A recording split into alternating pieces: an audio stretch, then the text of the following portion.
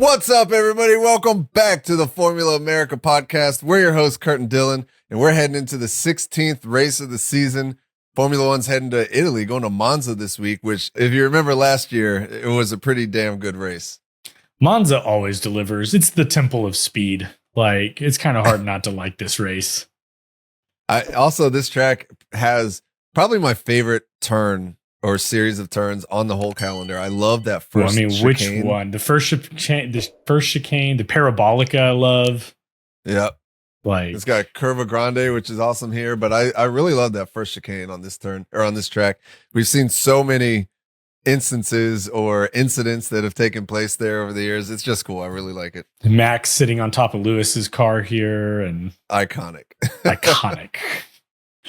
No, and this is the 75th edition of the Italian Grand Prix. It is one of the OGs, the only time that this was not the Italian Grand Prix. The only bump in that 75 years of history was 1980. They held it at Imola instead of Monza, but otherwise 75 years straight, Monza Italian Grand Prix, except for 1980.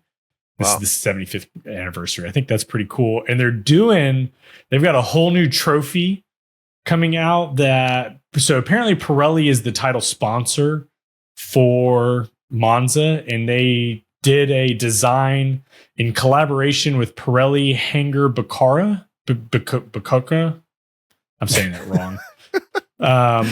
But he's a contemporary artist, and new trophy with Vroom across it, and pretty interesting. They've got the podium caps all have the Italian flag on them. Like, they're going all out for this one. That's pretty interesting. I'm trying to look up the trophy now. That's pretty cool. It kind of looks like asphalt that got driven over, which coincidentally, new asphalt on the track. Man. Like that segue, you see how I slid that in there? Look at that. It's masterful. You're an artist. I'm an artiste. They just completely resurfaced the entire track. They also apparently did quite a bit of stuff with the walkways, bridges, stuff like that. Part of a big plan to keep the track relevant and on the calendar for a long time to come. So a lot of cool stuff happening, but I think the biggest thing of topic for the race is a brand new resurfaced track, which always throws a monkey wrench in the gears. Yep. And from our last podcast, we were talking about the Mercedes car, and I was reading an article about how since that Mercedes car has such a small window of performance, that this could affect them negatively because they're expecting to be pretty hot temperatures. And traditionally this year, the races that have had the higher track temperatures, Mercedes hasn't really done that well. And so this might affect them. We'll see maybe if those upgrades. Well, and that was one thing that actually Pirelli talked about, is that the resurfaced track is a lot darker, which is going to make it more susceptible to being hotter. And they're expecting temperatures above 50 degrees Celsius on the track. So I agree. I do not think Mercedes, and this is a top speed track. They run, this is the lowest aerodynamic package of the entire year ran at this race. And Mercedes has just typically been down on top speed in this new era of cars. So yeah, I agree with you. I don't think Mercedes is going to be very high in the contentions for this one. And in typical American fashion, I didn't know what 50 degrees Celsius meant, so I just did a conversion. Isn't it? It's 122 degrees Fahrenheit. That is hot. Yeah. Dang. So all right. It should be really high track temperature. So yeah, lowest aero of the season. We got the softest tire lineup, C3 through C5. Pirelli put out a whole article that actually threw a lot of cool information I thought out. So this is one of the longest pit stops of the season as well. So that typically leads to a one-stop race. Last year, 17 drivers started on the C4 mediums and switched over to the hards for the rest of the race. 3 drivers, Ham, Bob, Magnussen, started on the hards and switched to the mediums. 14 drivers did one stoppers and 6 drivers did 2 stoppers, but those were the 6 in the back. So we should be on for a one-stop race, probably going to go medium to hard. Should be pretty straightforward and pretty hard for McLaren and Ferrari to screw up their strategies too much. We can only hope. And Ferrari's bringing some upgrades or some more updates. upgrades. careful to call them upgrades until we see how it performs, but got pretty high hopes. If you remember last year, man, the Ferraris put on one hell of a Have you show seen here. their outfit too for this year? It looks pretty cool. It looks pretty cool. Good. I like it. But I just keep going back to those last like 4 or 5 laps last year where Charles Leclerc and Carlos Sainz were like millimeters apart. They're both locking up going into that first chicane. They're coming over the radio telling them no risk. And then immediately they almost come together right after that. That whole team, that whole pit wall was just heart in hand, just holding their breath the whole time, I'm sure. It was some good racing. It was really good. I can't wait to see. I'm hoping that they're going to have a good showing this weekend in front of the home crowd.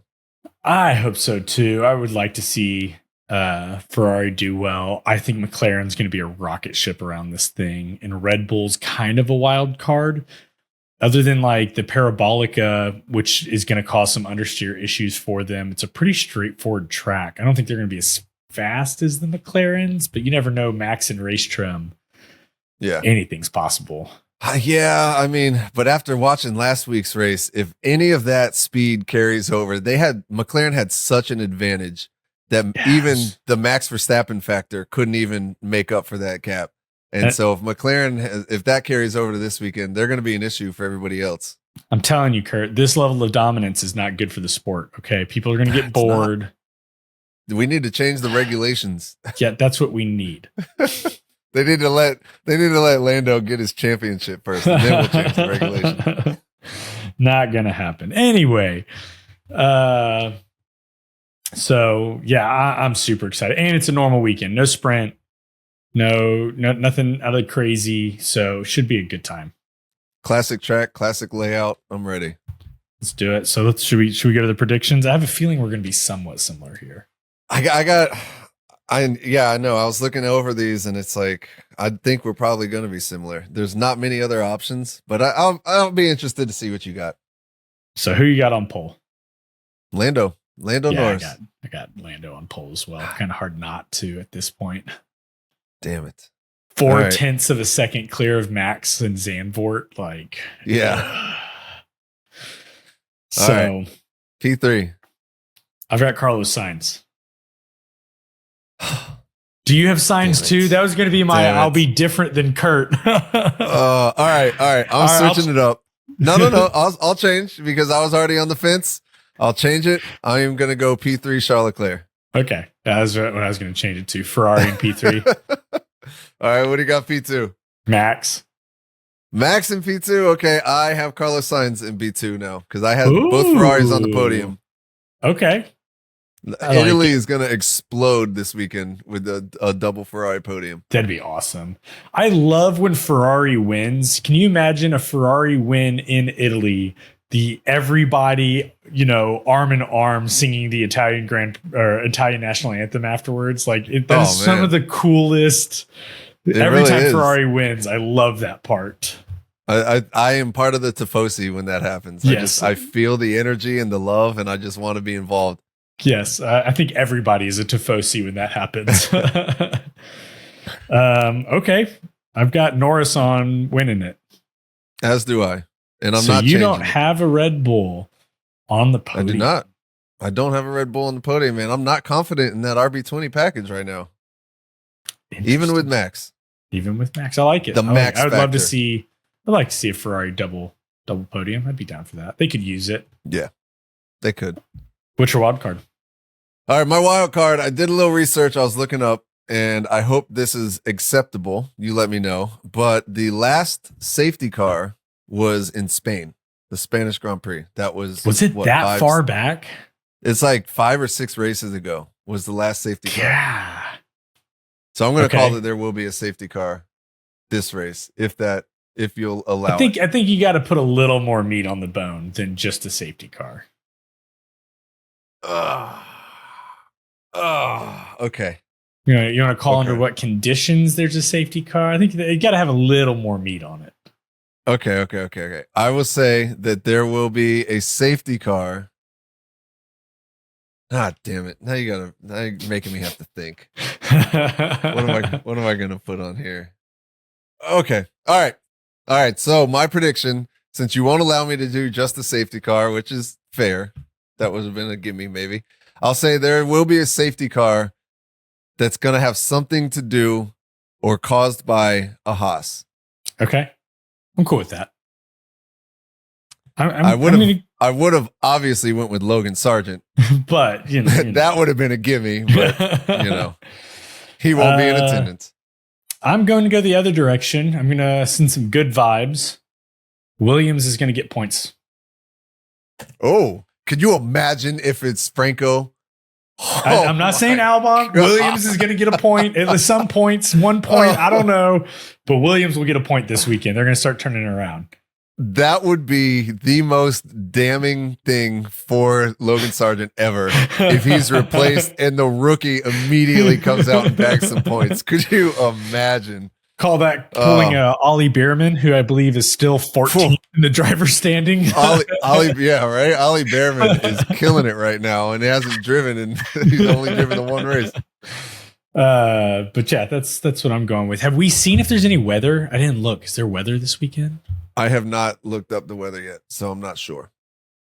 We could pause real quick and look that up. Let me see here. Does not look like any rain in the forecast. Okay, so just a classic straight up Sunday's shootout. 10%. That's it. No. So it's no just rain. Gonna be a good classic race. I like it. Every once in a while, I like having those. I like seeing drivers on the limit and seeing who's actually got the talent to get through. I think we got to see it. I think McLaren at this point we can say is the real deal. Mercedes is still teeter-tottering. Ferrari is as well. And Red Bull is slowly sliding backwards. I'm excited to see what happens. Yep. All right. So it's just a standard weekend. So qualifying is 10 a.m. on Saturday here on the East Coast and Sunday, 9 a.m. for the race. I like those times. I do too. Nothing crazy. So we'll get to wake up, have a cup of coffee, watch Martin Brundle roast some people on the grid walk, and watch the race. I need to start watching Martin's grid walk because I've been watching the F1 TV. Yeah, Will Buxton. Sometimes they'll have Ruth Buscombe, or actually they had Martin's son do it one time, and it's not the same. I love Martin. Brundle. Martin Brundle just owns it. Yep. But I do like the commentary with DC whenever he's on F1 TV. Now that I figured out on F1 TV you can swap to Crofty and Brundle, I don't ever listen to F1 TV. All right, well, I guess that's going to be it for this, and we'll be back next week to discuss everything that goes on. So I think that's it, unless you got anything else, Dylan. That's all I got. All right, well, on that note, stay classy, America. We'll see you next time.